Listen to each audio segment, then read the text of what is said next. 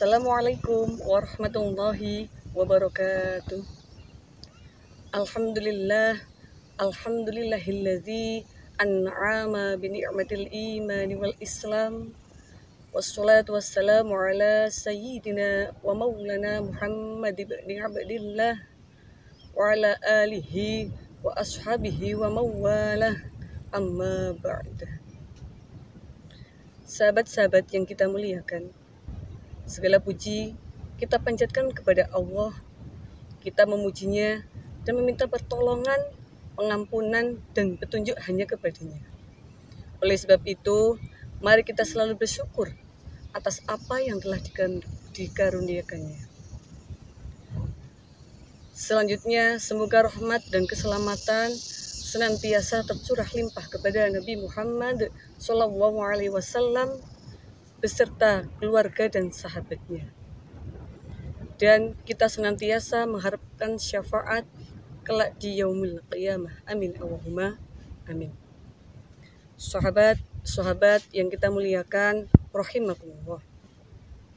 Untuk kajian pada hari ini, tepatnya pada tanggal 21 di bulan Ramadan. Adapun keistimewaan dari akhir di bulan Ramadan, itu salah satunya adalah Lailatul Qadar, yang mana difirmankan oleh Allah di dalam kitab, di dalam Al-Quran yang berjudul surat Al-Qadar. Bismillahirrahmanirrahim. Inna anzalnahu fi Lailatul Qadar wa ma adraka ma Lailatul Qadar. Lailatul Qadri khairum min alfi syahr. Tanazzalul malaikatu warruhu fiha biidzni rabbihim min kulli amrin salam. Salamun hiya hatta matla'il fajr. Sesungguhnya Allah telah menurunkan Al-Quran pada Lailatul Qadar.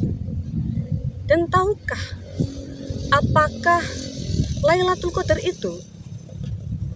Lailatul Qadar merupakan salah satu malam yang kemuliaannya melebihi 1000 bulan. Artinya, beribadah pada malam itu lebih utama daripada 1000 bulan.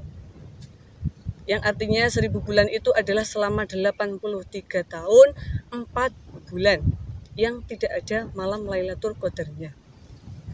Di malam itu para malaikat turun ke bumi dengan perintah Allah Subhanahu wa taala, sehingga amalan-amalan pada malam itu bernilai lebih dibandingkan malam-malam lainnya. Adapun di sini ada cerita turunnya surat Al-Qadar itu dikutip dari cerita Syam'un Al-Ghazi. Jadi singkat cerita, ini kalau saya ceritakan ini tidak jadi kuliah 7 menit ya. Nanti jadinya kuliahnya 7 jam. Singkat cerita saja, ini dikutip dari kitab Durratun Nasihin. Singkat ceritanya, Allah itu memerintahkan malaikat Jibril karena di situ Syam'un Al-Ghazi melakukan ibadah selama 83 tahun 4 bulan yang Allah sehingga Allah menurunkan surat Al-Qadar tersebut. Terus adapun ciri-cirinya pada malam Lailatul Qadar, yaitu wa min alamatiha adatul harri wal bardi fiha wa antadlu as-samsu sabihataha bayda'a bila kasorati su'ain. Termasuk di sini tanda-tanda malam Lailatul Qadar itu adalah tidak adanya panas dan dingin pada malam tersebut. Terus pada pagi harinya matahari bersinar putih, namun tidak banyak cahaya yang tersebar, karena di situ banyaknya malaikat untuk naik turun ke langit dan bumi. Itu adalah salah satu ciri-cirinya malam Lailatul Qadar. Terus ada lagi pendapat yang mengenai malam Lailatul Qadar itu menurut ulama. Ada yang mengatakan bahwasannya Lailatul Qadar itu tepat pada tanggal 1 Ramadan, dan ada yang mengatakan bahwasanya malam Lailatul Qadar itu ada yang di tanggal 17. Akan tetapi di sini menurut Imam Al-Ghazali, cara mengetahui Lailatul Qadar itu bisa dilihat dari permulaan bulan Ramadan. Yaitu jika tanggal 1 Ramadan jatuh pada tanggal hari Ahad atau Rabu, maka malam Lailatul Qadar itu jatuh pada tanggal 29 Ramadan.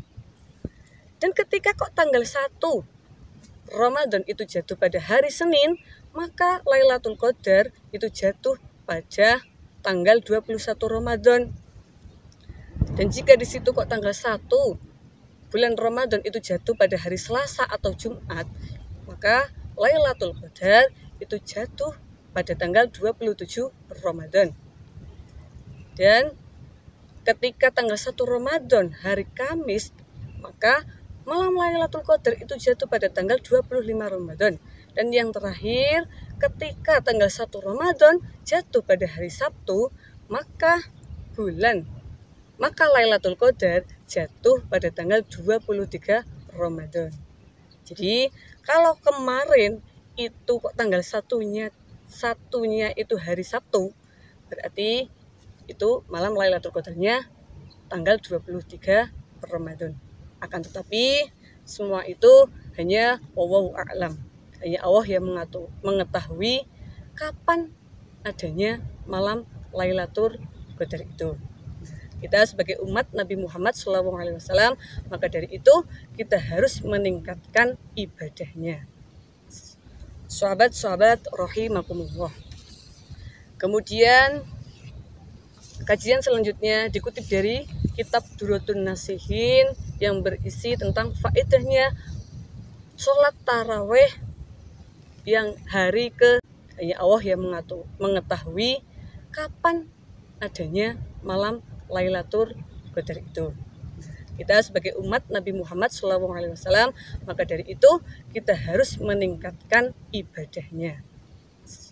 Sahabat-sahabat rahimakumullah.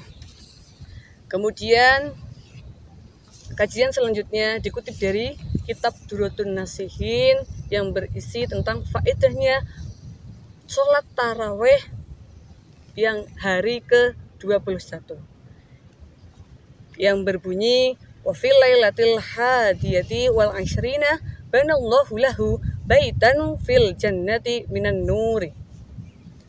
Di sini Allah mengatakan barang siapa yang melakukan sholat taraweh pada malam 21, maka Allah akan membangunkan rumah baginya di surga dari cahaya.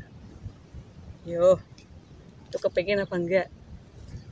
Biasanya rumah itu adalah idaman kita, gitu. Maka dari itu, kalau kita ingin dibangunkan rumah di surga nanti, maka marilah kita melakukan sholat taraweh yang ke-21. Cukup sekian dari saya. Apabila banyak kehilafan, saya mohon maaf yang sebesar-besarnya. Semoga kajian pada hari ini bermanfaat bagi kita semua. Hadana wa iyyakum ajma'in. Assalamualaikum warahmatullahi wabarakatuh.